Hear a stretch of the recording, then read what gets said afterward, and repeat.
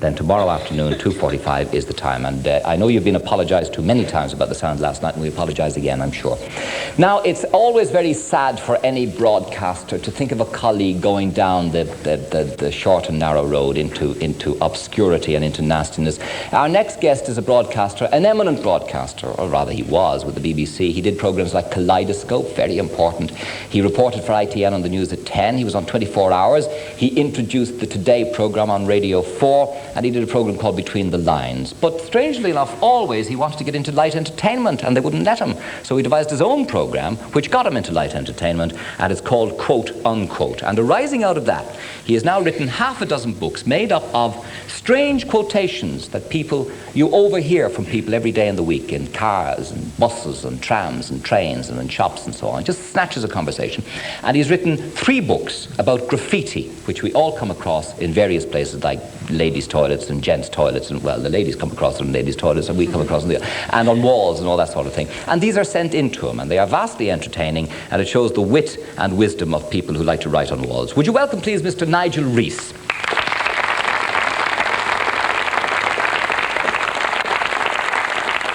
I was about to say Mr. Nigel Rees of Graffiti fame, but I suppose you'd feel offended by that, or would you? How did you get involved in all of this, Nigel? I wanted to devise a quiz, as you say, because I thought being chairman of a radio quiz or even a TV quiz was just money for jam. You just sat there, you knew all the answers, the panellists had to do the work.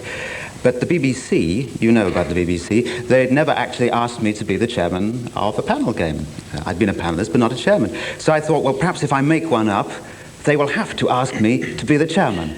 So I said to a friend of mine, I'm going to devise a quiz, will you produce it? And I went home and I looked at my bookshelf and I came across a dictionary of quotations.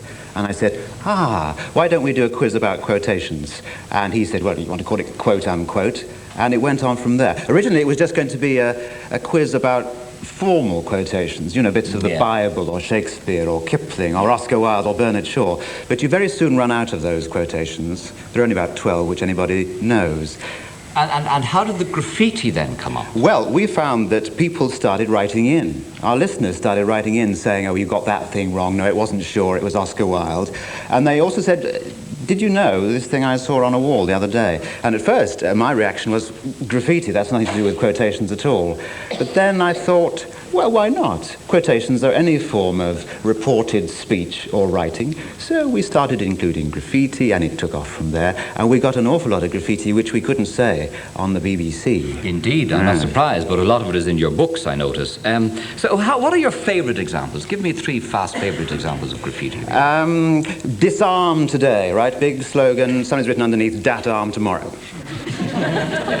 And I like, you know, graffiti which sort of take cock a snook, say, at a slogan that's already there, or take an advertisement down a peg. I don't know whether you have it here, but we have an advertising slogan in Britain, and nothing acts faster than Anadin. So somebody writes underneath, well, why not try nothing then?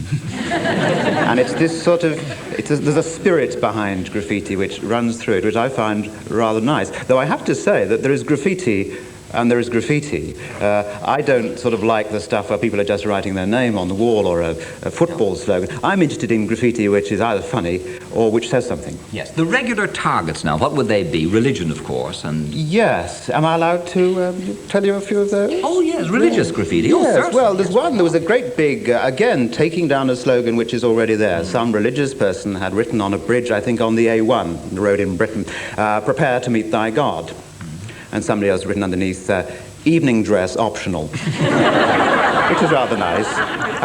And then I think you may appreciate this, Gay. In 6 days, God made heaven, the earth, the sea, and all that in them is. He was self-employed.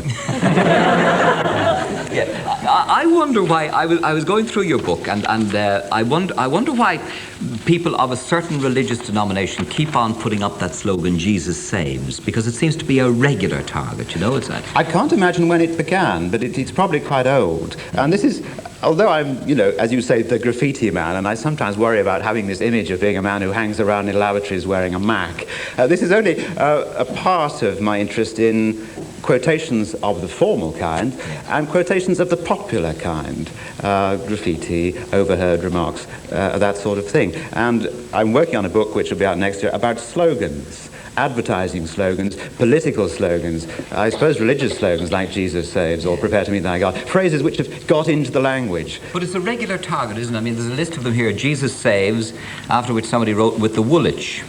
And there's another one which says, Jesus saves, save yourself, Jesus is tired.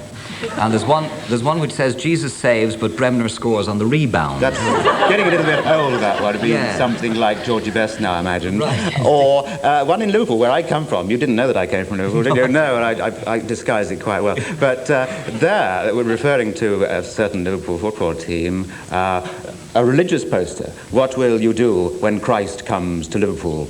Movie in St. John 2 outside. Right. And what about Jesus saves, but today he's the only one who can afford to, you know? And a slight variation, Jesus lives. Does this mean we don't get an Easter holiday now? And then you see, these phrases, they get taken up. That's a slow one. Sorry, yes, you've got to think about these. They're not simple. But these phrases don't get developed. You say Jesus lives, and now you get Elvis lives. And somebody writes underneath, and they buried the poor sod. Which leads me on to the next one. Death seems to come into a lot of these. When John Wayne died, a newspaper placard, John Wayne dead, and somebody written underneath, the hell I am. There's a marvellous one here which I hadn't come across before, which says, this is all written on a wall now. Jesus said to them, who do you say I am? They replied, you are the eschatological manifestation of the ground of our being, the charisma of which we find the ultimate meaning in our interpersonal relationships. And Jesus said, what? I'm glad you got that written down, because I could never remember that. But however, on other things, I think one of my choices would be, somebody had written up, of course, the old slogan, the family that prays together stays together. And underneath was written, thank God my mother-in-law is an atheist. It's a fairly regular one. That started off as a car sticker, you see, in California, I think, in the 60s, the family that prays together. And you get this sort of interaction between lapel buttons and car stickers, bumper stickers, window stickers, and graffiti. And they work in both directions. Yes, and what about Eskimos are God's frozen people? The pun, you see. The pun is something very much in English language humour. I think far too many of the graffiti are based on puns. I would like to see rather more sort of exploring other avenues of humour. Yes. Yeah, what about then the sign of the pub, the very easy sign of the pub, don't complain about the beer, you'll be old and weak yourself one day. Well, that's not so good. And a new one that's just come out of a pub, which I was sent the other day by a listener to my radio programme, which was on one wall, it said, for rules of toilet tennis, see opposite wall. So we looked on the opposite wall and it said, for rules of toilet tennis, see opposite wall. I'm going to think about these things. I mean, they're not just too obvious, you know. It is vandalism, though, Nigel. Yes, it's disgraceful. Yes. And I think it ought to be banned, and I think that people like myself who go around putting it in books ought to be shot. Yes, and? Well, what can you say? I think that most people don't like the sort of, to be serious for a moment, people don't like the sort of graffiti which, you know, ruins a building. People painting in letters 6 feet tall which can't be removed.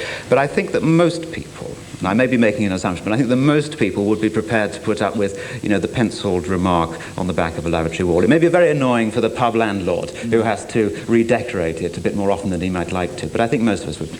You can ask the audience, I mean... But I asked, and they're all familiar with it, and I was surprised to know that there's as much in ladies' toilets as there are in men's toilets. This is the funny thing somebody said down there. They have it too, you see. I wouldn't know, but there have been surveys. Yes. And Kinsey, the famous American researcher, sex researcher in the late 40s, he came up with the conclusion that women wrote very much less than men, and when they did, it was only a quarter of it was about sex.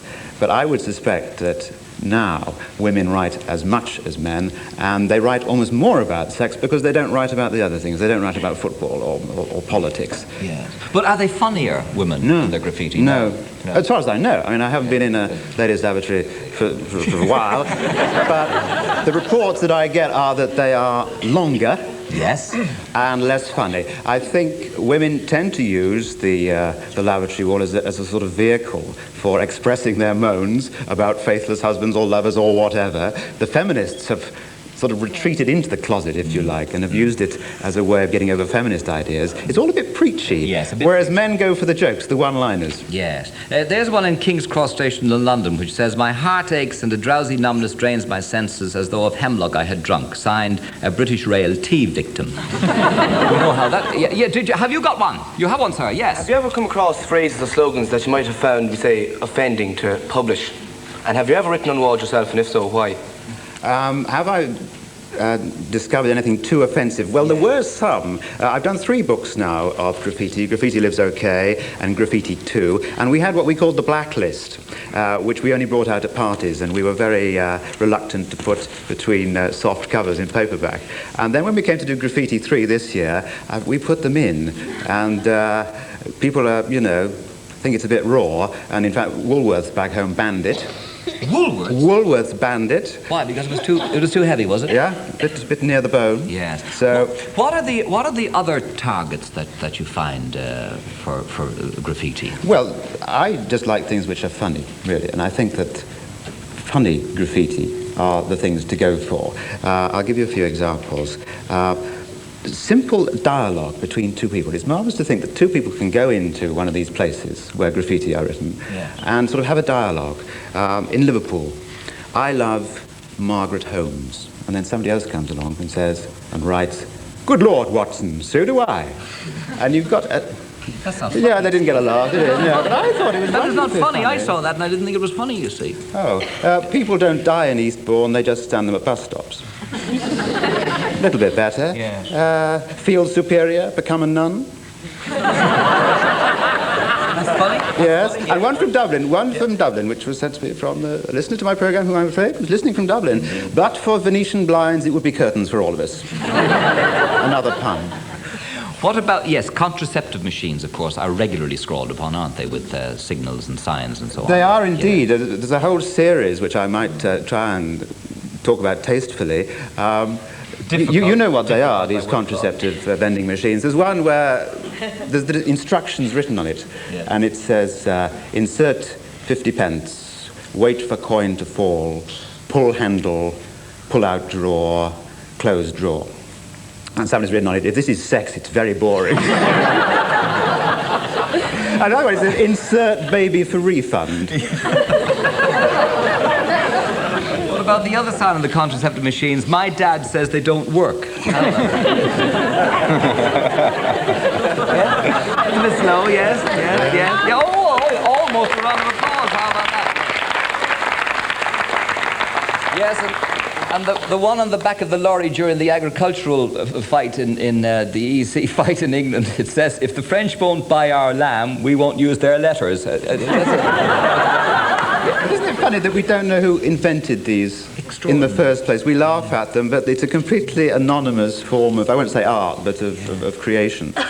There are some sick literary ones. For example, Watership Down. You've read the book, you've seen the film, now eat the pie. You have to be literary to understand that. How about that? I like sadism, bestiality, and necrophilia. Am I flogging a dead horse? There's sort of weird ones. Now, what about eavesdropping? Yes. Now, this is much cleaner. Yeah, it is. You can give this book to your maiden aunt without any fear of shocking her. Really? These are, well, yes, up to a point. Some of them are a bit sort of... But these are what we call oral graffiti. They're little sort of overheard remarks, peculiar overheard remarks, which you hear as you go past people, and you're not terribly sure what they mean sometimes, and that is the whole charm of them. Yes, example. Well, again, these were all sent in to listeners of Quote Unquote, and in the book we say who sent them in, or at least who overheard these remarks. You credit them. Yes, we credit them. Yes. 2 men were heard deep in conversation in Hyde Park in London, walking past, and one says, and this is the only sentence that's heard, "What he didn't know was her mother had a bike." And you begin to wonder, well, what was going on? Why did she have a bike? And what was the relevance of this?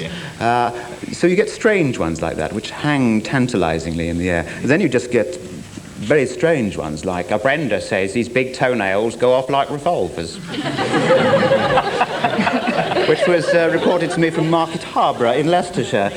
these wonderful little things. You get a curious idea of the world just by hearing these little things. Yes, there's one here.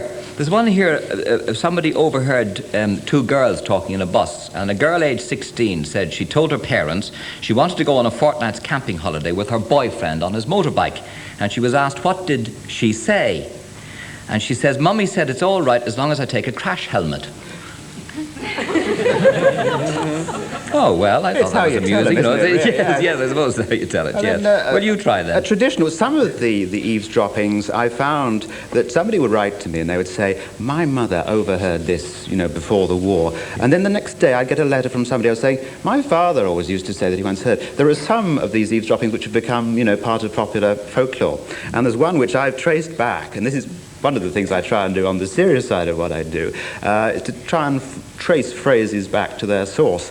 And in 1919, a man called Barbellion, which was a fictitious name, but that's neither here nor there, published a diary in which he told one of the famous eavesdroppings which people know, which is that he was travelling on a tram, I think it was, and there was a woman breastfeeding her baby, and the baby wasn't taking the milk, and she was heard to say, if you don't drink it, I'll offer it to the man over there. And lots of people know that one. I mean, that has become quite famous. Yeah. What about that one, overheard in a bookshop? Now, I shouldn't buy that. It's all about what's going to happen in 1984. And as we're nearly there, it doesn't seem worth it, does it? Another one in a bookshop was two people, and people have funny voices when they're doing these peculiar things, saying, I don't know what to get him for Christmas. Get him a book. Now he's got a book. Yes, and overheard in the supermarket. I say, what was the name of the tea bags the monkeys talked about on the telly? The other one said, PG Tips. And the first one said, I think we should get some of them. They spoke very highly of them. People really that way? I think they are. Some people say to me, do you make these up? But there really is no need to. If you keep your ears open, you hear the most extraordinary things, particularly where tourists are. Yeah. And I may say American tourists as well. I think it's partly because Americans speak, very unself-consciously and strongly. Two American tourist ladies were in Park Lane in London, and they were looking at this marvellous statue of Achilles fighting off the lightning with his shield. And he's quite well endowed, but that's neither here nor there. And they were looking up, and one was heard to say to the other, no, dear, Big Ben is a clock.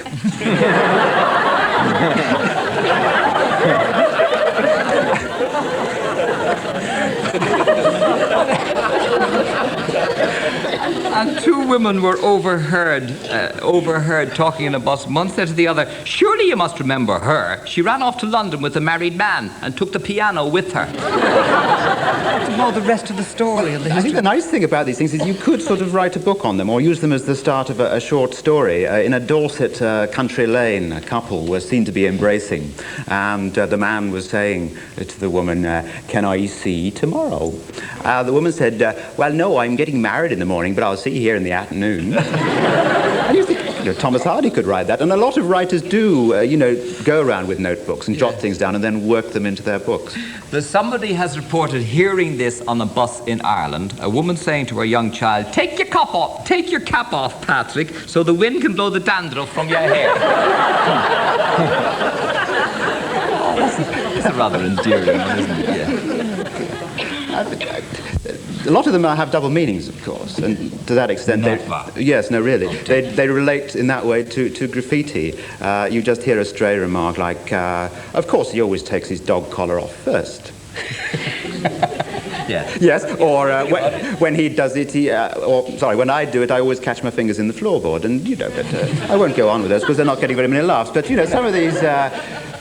Does it vary across the world, or has England and Ireland sort of a world patented rights on them? On eavesdroppings? On these things, on all this sort of thing? I think English language, yes. And I found that in foreign countries where they don't speak English, the graffiti tend to be rather heavy, insofar as I can understand them. Yes. It's a bit heavy and not very funny. And I said in the introduction to Graffiti 3 that if you wanted to avoid graffiti, if you deplored the whole disgraceful thing, you should go to Finland, because I'd been told that that was the place to go. Immediately the book comes out, I get a letter from a Finnish scholar saying this is completely wrong, and quoting me various Finnish graffiti with translations, and they were all translations of American and British graffiti. The usual stuff. All right, can we leave it there for a moment?